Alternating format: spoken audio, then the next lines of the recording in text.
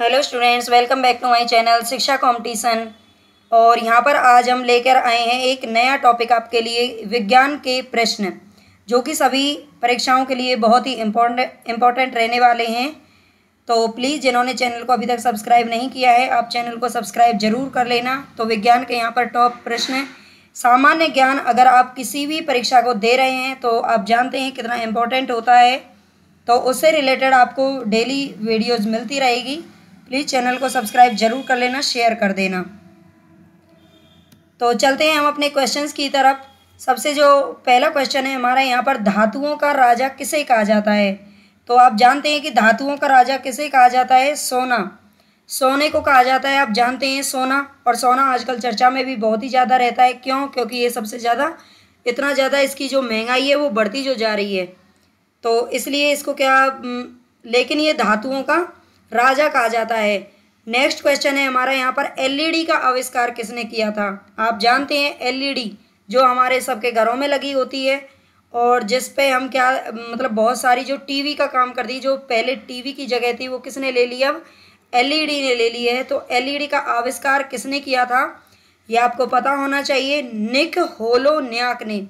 किसने किया था? इन साइंटिस्ट का नाम है निक होलोन्याक। ठीक है। थर्ड क्वेश्चन है हमारा यहाँ पर, मानव शरीर का रक्त बैंक किसे कहा जाता है।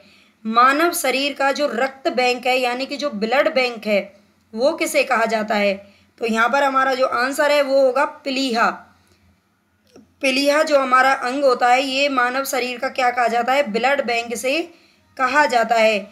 नेक्स्ट क्वेश्चन देखते हैं हमारे यहाँ पर। जो फोर्थ क्वेश्चन है वह, विद्युत का सबसे अच्छा चालक क्या है। तो विद्युत का सबसे अच्छा चालक क्या है, चांदी। आप जानते हैं चांदी। चांदी की वजह से सब लोगों ने देखा है कि चांदी की पायल या चांदी के आभूषण वगैरह जो बनाए जाते हैं उन्हीं को जानते हैं लोग, लेकिन ये नहीं जानते कि विद्युत यानी कि जो बिजली होती है, आपने देखा होगा कि जो हमारी केबल वगैरह रहती हैं उनमें अंदर किसके तार डले होते हैं, तांबे के तार रहते हैं।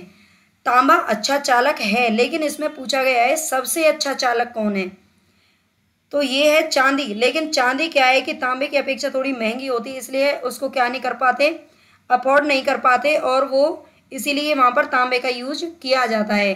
नेक्स्ट क्वेश्चन हम यहाँ पर देखेंगे कि रक्त का पीएच मान कितना होता है। जो मनुष्य होता है, मनुष्य के रक्त का पीएच मान कितना होता है। पीएच मान आपको पता होगा कि कौन सा एसिड होता है या फिर कौन सा क्षार होता है। और हमारे रक्त का पीएच मान कितना होता है, ये थोड़ा क्षारीय होता है, बहुत ज़्यादा नहीं होता, ये थोड़ा सा क्षारीय होता है, यानी कि 7.4 होता है। रक्त का पीएच मान कितना होता है, तो 7.4 होता है। नेक्स्ट क्वेश्चन हम यहाँ पर देखेंगे। सिक्स्थ क्वेश्चन है हमारा, रक्त किस प्रकार का ऊतक है। जो रक्त है, ब्लड है ना, ये किस प्रकार का ऊतक माना जाता है, तो तरल संयोजी ऊतक।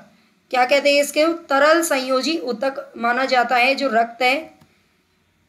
शरीर की सबसे छोटी हड्डी कौन सी होती है। बहुत ही इजी क्वेश्चन है, लेकिन इसमें इन जो बहुत ही इजी क्वेश्चन होते हैं उनमें क्या होता है, कई बार कंफ्यूजन हो जाता है अगर हमने अच्छे से उनको नहीं पढ़ा है, नहीं कभी रिवीजन किया है। और ये छोटे छोटे क्वेश्चन क्या होते हैं, कभी कभी हमारे कुछ एग्जाम्स में हमें आगे बढ़ने नहीं देते। तो ये देखेंगे, शरीर की सबसे छोटी हड्डी कौन सी होती है, ये आपको पता होना चाहिए। सबसे जो छोटी हड्डी है ये कान में पाई जाती है, जिसका नाम है स्टेपीज। स्टेपीज जो हड्डी है ये सबसे छोटी हड्डी होती है। अगर हम सबसे बड़ी हड्डी की बात करें तो वो कौन सी होती है, हमारी टांग में पाई जाती है, जांग में, जिसको कहते हैं फीमर।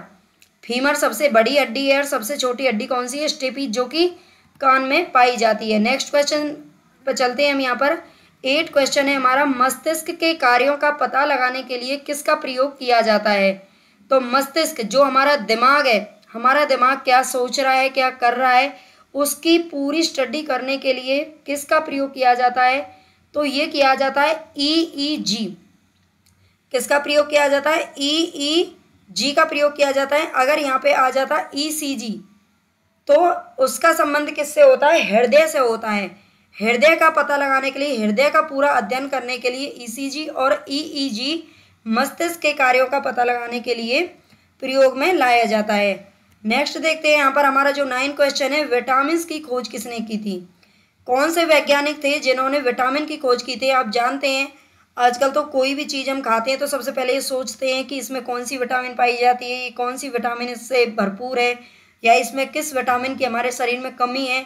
तो थोड़ा बहुत पढ़ने लिखने के बाद हमें ये सब चीज़ें जब पता लगने लग जाती हैं तो इन चीज़ों पे बहुत ध्यान जाता है। लेकिन ये जो इम्पोर्टेंट चीज़ें हैं हमारे बॉडी के लिए, इनकी खोज किसने की थी? तो इन साइंटिस्ट का नाम था फंक। क्या नाम था? फंक। फंक जो थे उन्होंने विटामिन की खोज की थी। नेक्स्ट क्वेश्चन है हमारे यहाँ पर vitamin C.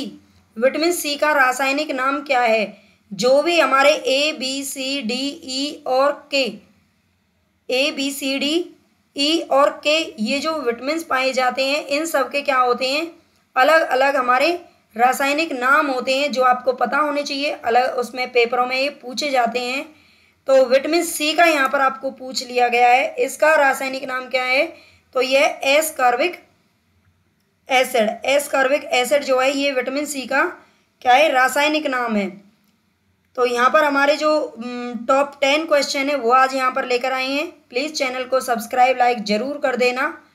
Thanks for watching, और आप सब्सक्राइब कर देना। धन्यवाद।